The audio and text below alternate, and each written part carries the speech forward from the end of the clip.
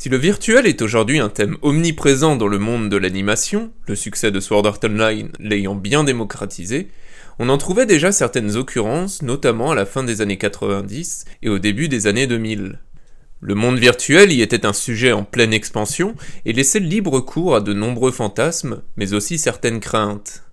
Avant même la sortie de l'animé de Sword Art Online, on trouvait déjà un scénario assez similaire dans le sixième film de Détective Conan, Le fantôme de Baker Street, en 2002. Mais le cas qui nous intéresse ici est celui du premier anime d'une assez grande franchise transmédia et qui, comme SAO, s'ancre dans le cadre du jeu vidéo pour mieux parler d'identité et de rapport à l'autre.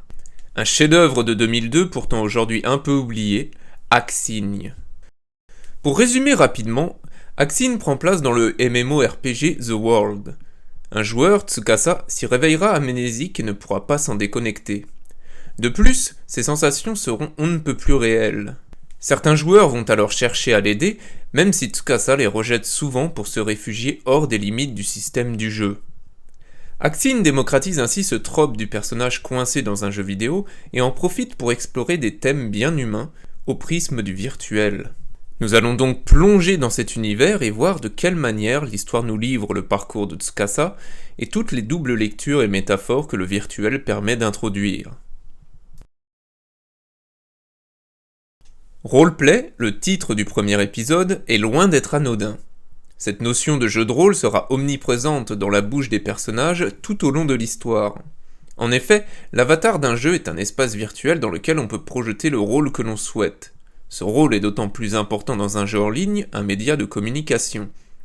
Selon le psychologue Tamaki Saito, ce fait de s'amuser en chattant avec les autres joueurs serait même le principal but de ces jeux de type MMORPG. C'est alors au travers de ce rôle que l'on communique avec autrui. Toutefois, Tsukasa ne joue pas ici un rôle, il est dans le jeu. De ce fait, il ressent toutes les sensations physiques, dont la douleur issue des blessures. Et de la même manière, ses interactions avec autrui passent par son moi réel, et non un rôle qui pourrait le défendre de certaines atteintes. Ainsi, si le jeu a une valeur de lien social, Tsukasa rejette cependant tout contact avec autrui. Ses premières interactions sont en effet toutes tournées vers la fuite, évitant toute source d'éventuelles blessures. Et la question du rôle touche la plupart des personnages. Ginkan, dont son rôle de maintien de l'ordre lui montera la tête, montrera comment l'implication trop forte dans le virtuel lui fera oublier sa dimension de simple joueur. Bitty cherchera quant à elle le contact irréel via le virtuel. Contrairement à Krim qui incarne son idéal chevaleresque par amusement, séparant complètement réel et virtuel. Car pourquoi jouer à un jeu, jouer un rôle, si ce n'est pas pour s'amuser ?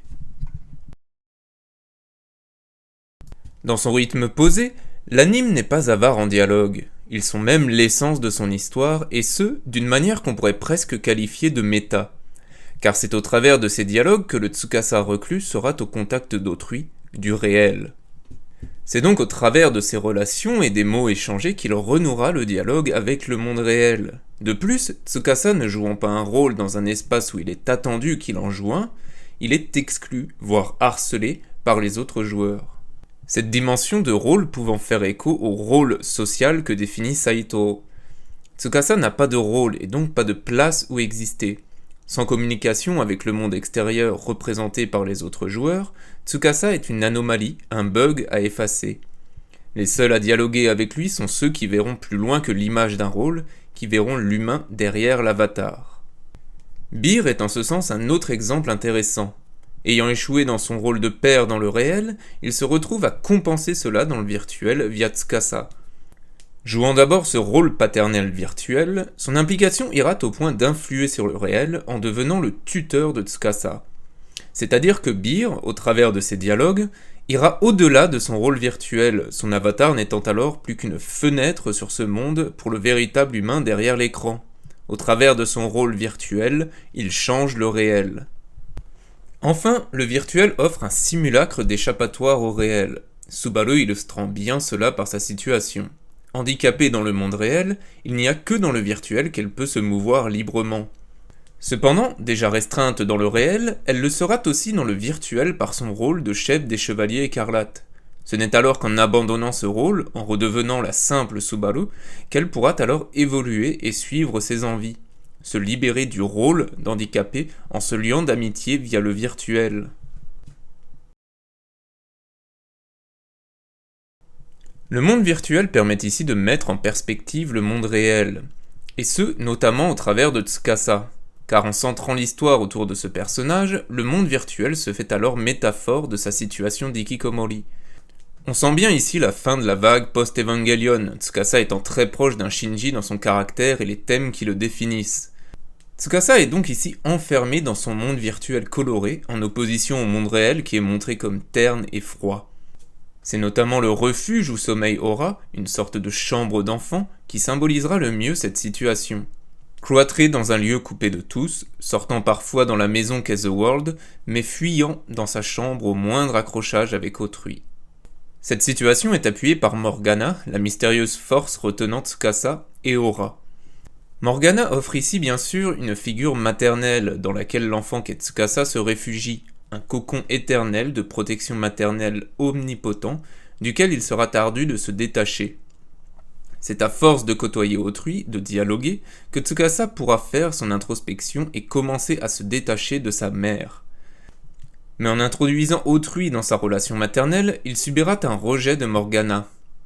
Perdant la reconnaissance de sa mère, il perd le rôle que lui offrait Morgana, cette dernière pouvant alors également se voir comme perdant son rôle et donc son omnipotence jusqu'à retrouver un nouvel enfant. Il devra alors renaître en s'appliquant avec autrui, en prenant ses responsabilités sociales. Le rôle d'Aura est alors parlant, car selon les émotions de Tsukasa, elle grandira positivement ou négativement. Le parallèle avec son corps réel dans le coma est évident, son réveil dépendant de la croissance du moi de Tsukasa, de sa capacité à s'exprimer et interagir avec les autres, à dépasser ses peurs. Ce n'est alors que le réel retrouvera ses couleurs.